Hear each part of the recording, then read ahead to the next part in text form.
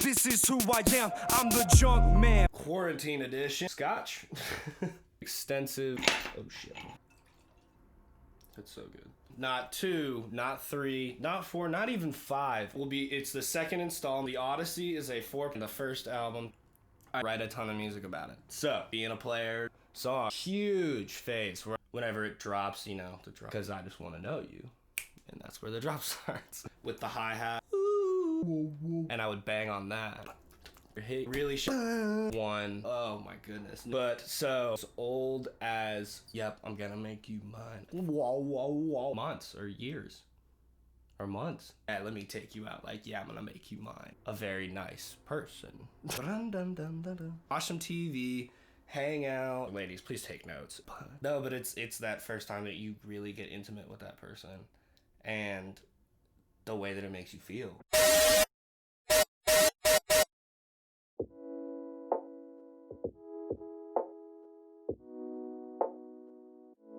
Then the next song is supposed to be you wake up, that special person is next to you. You're awake, but they're not, and you don't want to wake them up, so you just sit and you wait for them to wake up. And it's about what goes through your mind when that person is sitting next to you. It talks about the window shades and like the fan and the room just around you, like just what you pay attention to, the small little things that you pay attention to. And yeah, I'm happy I got to do lo-fi for this song because lo-fi is also like such a good morning. It's such good morning music for me. Like I wake up in the morning and I'll have my cup of tea and I'll go outside on the front porch and I'll drink my tea and I'll listen to my lo-fi. It's so peaceful and it lets you kind of just kind of take your mind away. No, but I thought it was so perfect because it just sounded so like in the morning. That slow, kind of like offbeat, like, you're not all the way there in the mind. Like it's that offbeat kind of like slumped feel. And it talks about like how you think about the things that you've done with this person, the bad times, not just necessarily the good times, but it doesn't matter just because you're sitting there. The second thing that I love about this song was especially like when it goes into the acoustic guitar. So I actually played those acoustic guitars. I thought it was so much fun. It was like one of the first times I picked up the guitar in a very long time. Playing it was so much fun because it took me back to when I was in the band with the Boys. Because I tried to do the whole thing in one take because I really wanted to get the feel of, playing live. I wanted to get that raspiness. I wanted to get that like imperfection just because of how much fun it was and just how human it is, and you can connect with it. And it's that in the morning, like that raspy voice, all that. Open your eyes one more time. And it's talking about how you just want to see that person open your eyes because it's that beautiful thing. And then there's that explosion. There's that one more time. So this is where I really got to experiment with the guitars again and kind of just the overall like band sound, because I miss playing in a band so much sometimes. It just talks about those like how your mind just wanders off.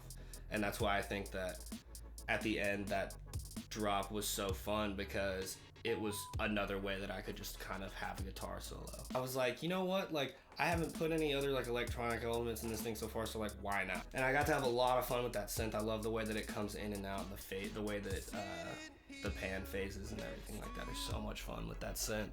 And I love getting to take it and ramp the frequency up. Oh, it was so much fun. I love making this song. I wanna lay with you. So the song after Fly By. So Fly By, I love so much. It's the youngest song in the entire album. I remember I'd made it whenever the whole COVID-19 pandemic had started. I was thinking about quarantine and the idea of just kind of like staying in. The song talks about how in these times where, I don't know about you guys, but ever since COVID has started, time has flown by. Every single day is the same. You stay inside and you hang out in your house and you don't do anything and you just kind of hang out. It kind of gives you a lot of time to think about a lot of things. And I would daydream about getting to just hang out with this person and just to hang out with this person, like especially in a time where you can't really go do other things. It was just like a nice way to kind of daydream about that person. Like when it comes to the storyline, the song is about wanting to just be with that person and kind of just let time fly with that person, because I don't know about y'all, but whenever I was in a relationship, time really did kind of fly by. Next thing you know, you've been dating them for 2 months. Next thing you know, you've been dating them for 6 months. Next thing you know, you've been dating them for 9 months, a year, 2 years. Time really flies. It doesn't feel like the way that it should. It doesn't feel like you've spent that much time with that person because of how much you've just enjoyed yourself. And I thought that was just a fun concept to play with.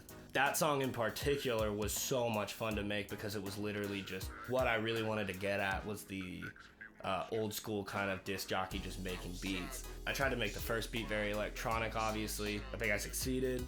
A lot of the wubs, super fun wubs. I got the rap in there and everything like that. It was fun because it sounded like I was actively sampling with a scratcher or like a turntable. But I think by far the staple of this song was definitely the scratches. So the thing that I loved about doing the scratches was that I tried to make them as authentic as possible. And so I took my Gemini CDJ that I have and I loaded up the song via USB. I was recording alongside the track that I was recording in my program. I was actually scratching it out. I was actually scratching the song and switching the mixer and everything, and it was so much fun because I felt like Grandmaster Flash. Like, it was so much fun. It was a lot of fun to play with that beat and kind of get to show like the happiness of the first part and then contrast it with the kind of melancholy, kind of sad part in the second with the piano and everything. And I think that I really enjoyed just kind of breaking the song down and adding those really, dirty drums, those really.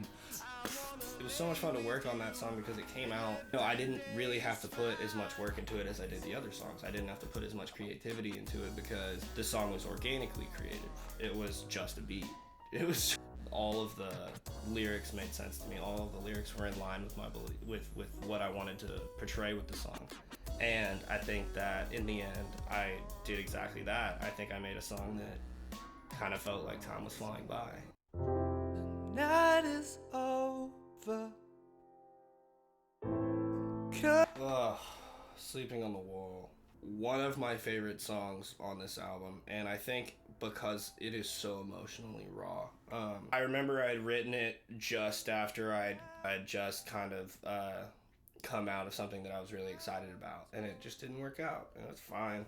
It's whatever. No, actually, though, I'm good friends with the person that was with, and everything's fine. This song is about how the main character is making the decision to move on and kind of spread his wings. And I mean that obviously in the most serious way possible. It's not spreading your wings as in I'm choosing to be alone because I don't want to be dependent on somebody else, but it's more about I'm choosing to be alone because I have to go and fulfill my dream. It's so sad because it's that moment where you're like, look, I have to do this. I know that you won't come with me, and I know that you won't be there for it. So that's why the term sleeping on the wall, I actually came up with that term when I was in the shower. I really didn't have any plans.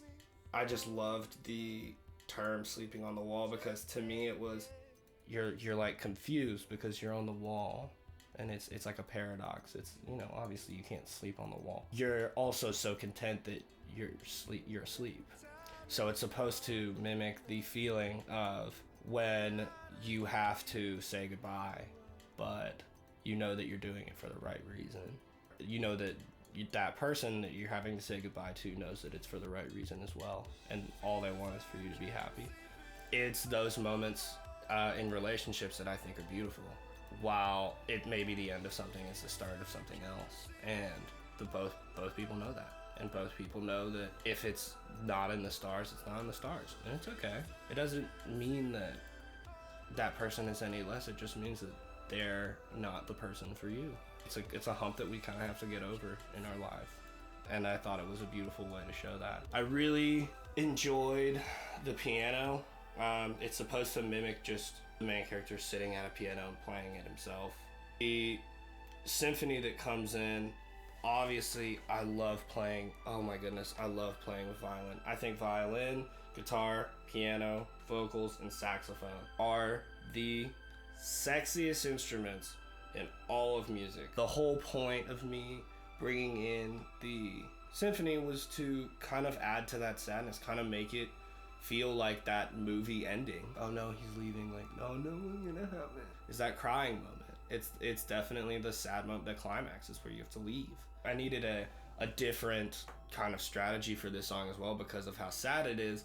I still wanted it to have that kind of Brushman feel to it, that weirdness, that weird thing that you can't explain, but it fits. Tried to find stuff. I was hitting on glasses and everything, and I was like, you know what? I can't figure it out. So I cut my losses. I got a few pots and pans. I got a small little pot that you boil like a little bit of water in. I got a bigger pot, obviously. I got a trash can that I flipped upside down, a wooden spoon, a metal spoon, a spatula, and a whisk. And I sat in my room and I set them all up kind of like a drum kit. And I sat there with a whisk in my hand and a thing in my hand, and I started banging on everything. I was just recording everything. Just the metal tings and tangs and ping pong wing wong.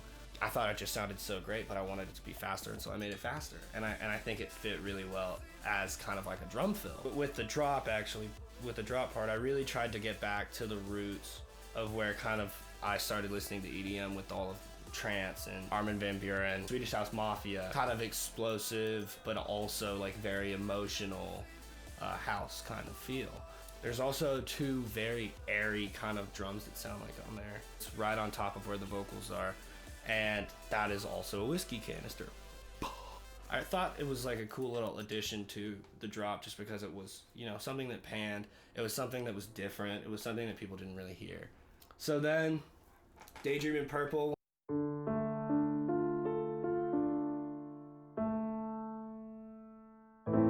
The last song of the album is supposed to be when you're driving away. Right after you say goodbye and you're going home, going to fulfill your dream. You have to go do your thing because life still goes on. And even though you're going through a breakup, you have to continue on. You have to stay up. You have to get shit done. And it's one of those things that, you know, I kind of had to learn early on. You know, after they end, sitting there and moping won't help anybody. You have to get up and go. You have to get up and continue on with your life. Because it's gonna happen eventually, and if not, you're just wasting time, and we don't have a lot of it. Obviously, love the saxophone in this. I made this song in 2018 as well. I had a bunch of projects that had come out since I had written it, and I was like, no, it's not time yet. It's not time for that song yet. It's not time for that song yet. And then finally for Chemistry, I was like, dude, it's got the funk, it's got the meaning to it, and it's that, like, I want you to know I love you, but I just gotta go. Like, I have to get out of here. I have to go fulfill my dream. It's about how your relationship's coming to an end. But at the same time, like, you have the memories, and the memories will always be with you, and those fond memories will always be with you, and they'll always keep you going. But yeah, I think that's it. Thank you guys for tuning in for Brushman, Brush Down, episode 2, Quarantine Edition. I'd like to thank everybody for tuning in. I'd like to thank all of my supporters and everybody who has kept up with newsletters. If you want to stay up to date with more Brushman updates, go follow the link in my bio to sign up for my email list. There's a link in the description below. Tune in next week so that hopefully I will not have COVID and can actually have some guests on here. Thank you for watching the Brush Down, where we brush up on our Brushman facts. God damn it.